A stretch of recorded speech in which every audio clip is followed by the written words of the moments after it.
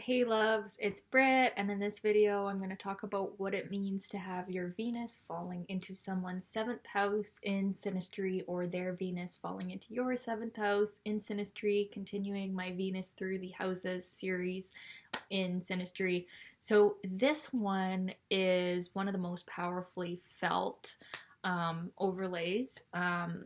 There's this strong feeling of when you see someone from across a crowded room, like, whoa, who is that person?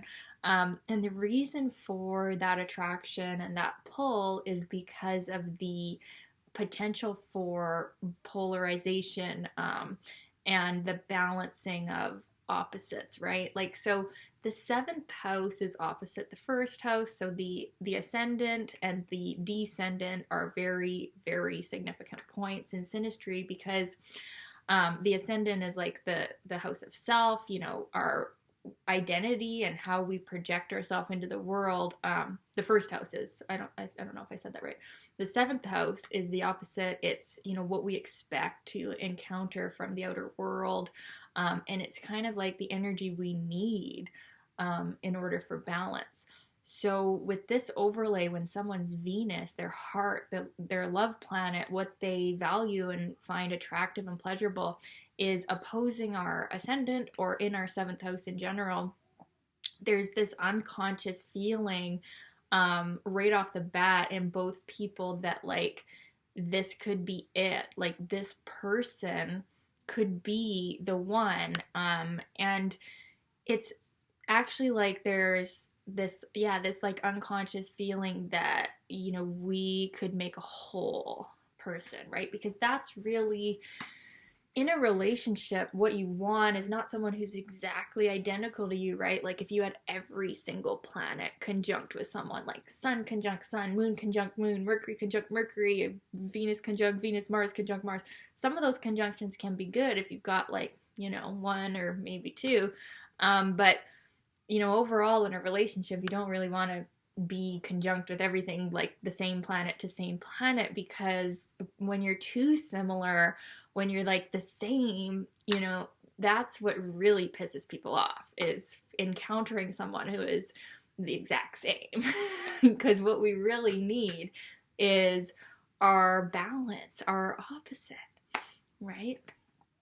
And so with this overlay, the powerful attraction that is felt is not because we're the same, and maybe we are, like maybe we have a planet in the 7th house that the Venus person's Venus is conjunct with, right? So maybe we are similar. But just in general with this overlay, it's the attraction is because we're opposites, and we see in each other like, whoa, this person could really make me a more integrated whole person. And that's sort of going on unconsciously. In your conscious mind, you're probably just thinking, wow, that person's kind of hot or something. But where the attraction is really coming from is that ability, that, chance for balance and for, being a stronger individual. Because the sign on the descendant, the 7th house, is like, it's like oxygen for us. Like, we need it.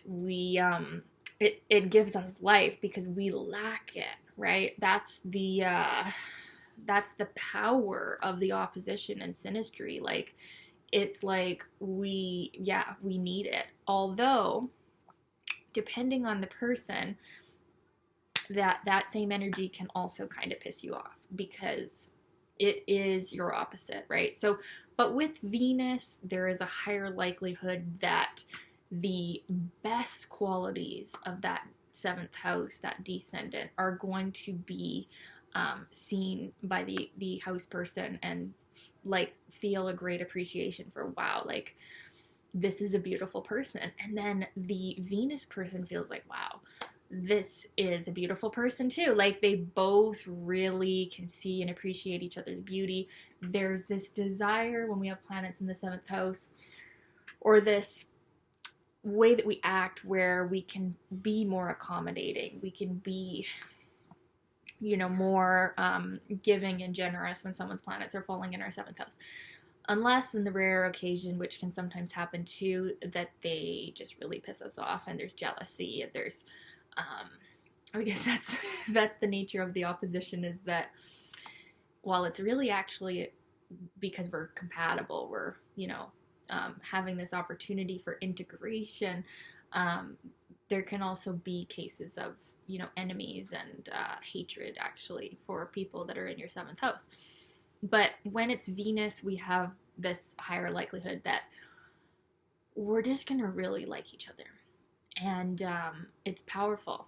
It's powerfully felt. This is common in relationships of all kinds, friendships, marriages, flings, all types of relationships, because this potentially could be the most powerful overlay.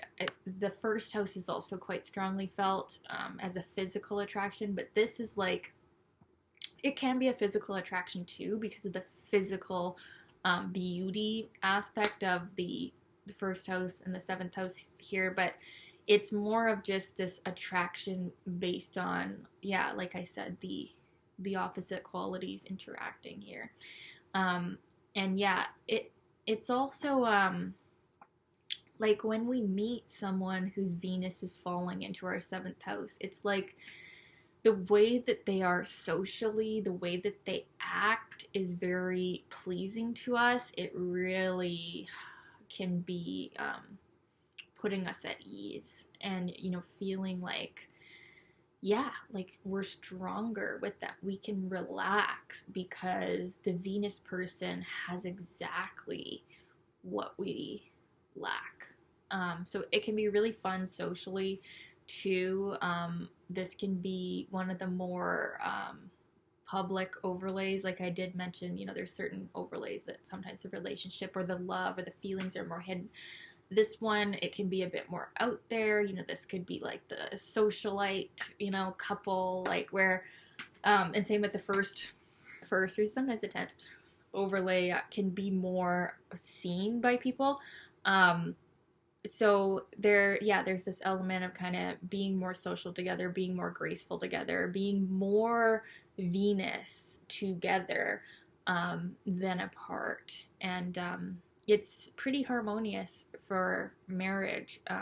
It's like one of the stronger overlays that would indicate marriage. And yeah, so it's quite attractive. You notice this. You notice this when someone's Venus is in your seventh house. You feel it, and you tend to like them or at least appreciate certain qualities about them. It can sometimes be even almost a bit obsessive how much attraction there is here. And sometimes it can be, depending on where the house person is at with their seventh house, they could even feel a bit invaded by the Venus person.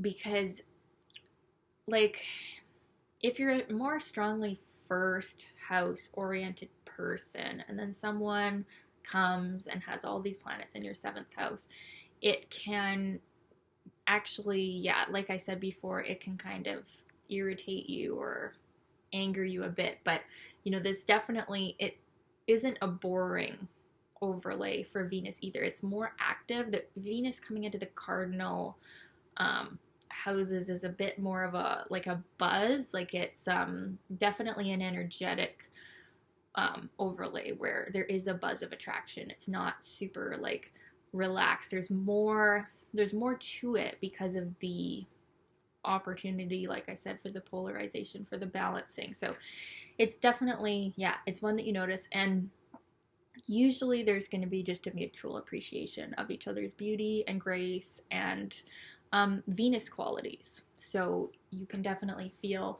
more beautiful together as a couple. Even like you could have someone's Venus in your seventh house. They could be